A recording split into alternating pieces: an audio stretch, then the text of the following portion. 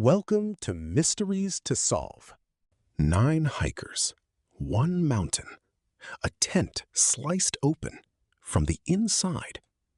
Outside, in the snow, footprints, bare footprints, in minus 30-degree cold. Some of the bodies were found with their eyes missing. One woman was missing her tongue. And to this day, nearly 70 years later, nobody can agree on what happened on that mountain. This is the Dyatlov Pass Incident, and by the end of this video, you'll understand why it's one of the most disputed mysteries in modern history. It's January 1959, the Soviet Union.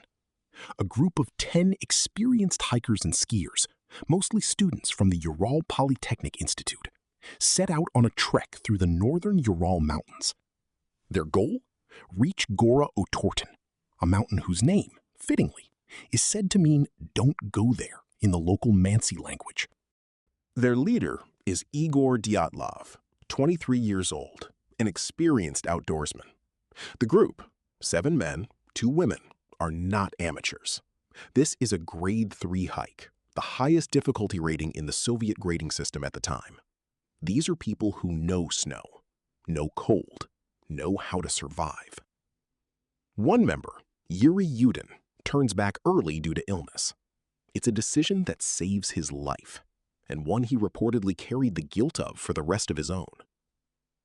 The remaining 9 continue on. On February 1st, they make camp on the slope of a mountain the local Mansi people call Holat Syakh. Translated, it means dead mountain. They never leave it alive. Dyatlov had told friends the group would send a telegram once they returned to the town of Vizhai. Expected date, February 12th. That date comes and goes. No telegram. At first, nobody panics. Delays happen on hikes like this.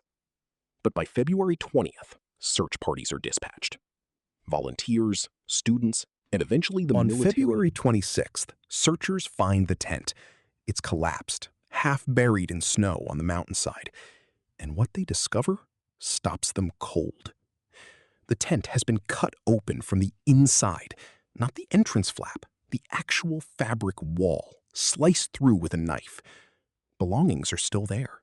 Boots, coats, food, everything a person would need to survive a Siberian night, left behind.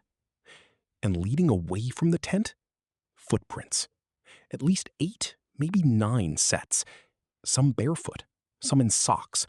One person, it seems, wore only a single shoe. They walk, not run, walk down the slope toward the tree line, over a kilometer away. In the dark, in sub-zero temperatures, without proper clothing. Why would 9 experienced hikers cut their way out of their own tent and walk into a killing cold, half-dressed? That question still doesn't have a universally accepted answer. The first 2 bodies are found near a large cedar tree at the edge of the forest. Yuri Doroshenko and Yuri Krivonishenko. They're in their underwear. Evidence at the base of the tree shows broken branches high up, as if someone had climbed it, perhaps to see the tent, perhaps to escape something on the ground. Near them, a small fire had been built. It hadn't lasted long. 3 more bodies are found scattered between the tree and the tent. Dyatlov himself, Zinaida Kolmogorova, and Rustem Slobodin. Their positions suggest they were trying to return to camp. They didn't make it. For over 2 months, the remaining 4 hikers are missing. It isn't until May, when the snow finally melts, that searchers find them. In a ravine, under several meters of snow, far more seriously injured than the others.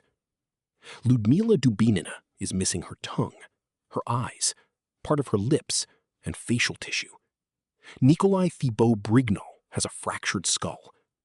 Semyon Zolotaryov and Alexander Kolovatov have crushed chests. Injuries so severe that Soviet medical examiners compared the force involved to that of a car crash. And yet, no external wounds. No broken skin over these catastrophic internal injuries. Whatever caused this trauma left almost no outward mark. The official autopsy also raises another disturbing detail. Some clothing recovered from the ravine bodies showed elevated levels of radiation.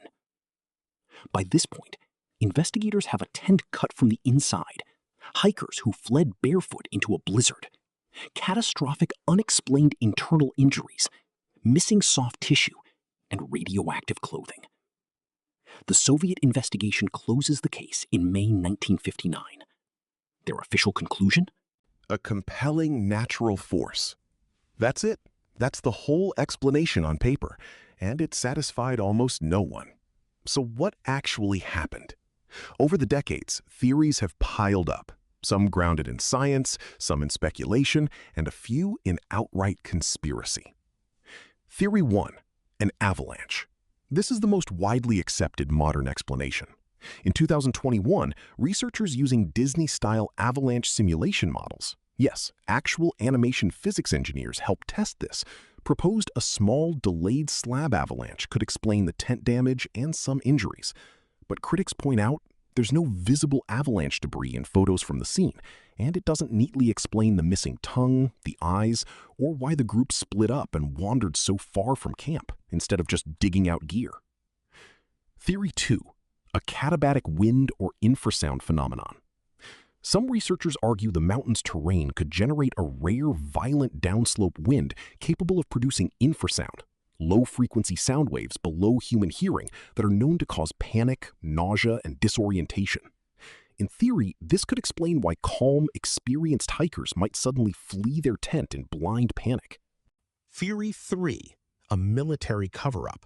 Given the Cold War context, the radiation on the clothing, and the fact that Soviet authorities sealed the area to hikers for the next 3 years, some believe the group stumbled onto a secret weapons test, maybe a parachute mine, maybe something worse, and the natural force explanation was a convenient way to close the file without admitting fault. Theory 4, an encounter with something or someone else.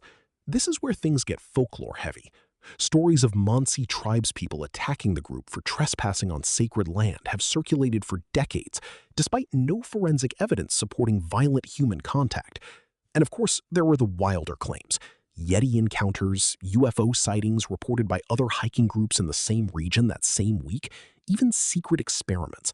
These make for great campfire stories, but they don't hold up well against the physical evidence. The uncomfortable truth? No single theory perfectly explains every detail. The avalanche theory explains the injuries best, but struggles with the behavior. The infrasound theory explains the panic, but not the trauma. And that gap, that unsettling space between the evidence and a clean answer, is exactly why this case still grips people almost 70 years later. In 2019, Russian authorities reopened the case, formally investigating 3 scenarios: avalanche, snow slab, or hurricane-force wind. In 2020, they officially settled on avalanche as the cause. But here's the thing. Official closure doesn't mean cultural closure. Books, documentaries, a Hollywood horror film, and thousands of hours of amateur investigation online have kept the Dyatlov Pass incident alive in public imagination in a way few 20th century mysteries have managed. Maybe that's because it isn't really about aliens or secret weapons. It's about something more primal. 9 capable, experienced people prepared for the mountain in every way that mattered. And something out there was still enough to make them run barefoot into the freezing dark. We may never know exactly what that something was. If you want to make up your own mind, I'll leave some of the original case documents and research linked in the description below. What do you think really happened on Kholat Sakh? Drop your theory in the comments. I read every one. And if you want more deep dives into unexplained mysteries like this, subscribe, because this is only the beginning of the list.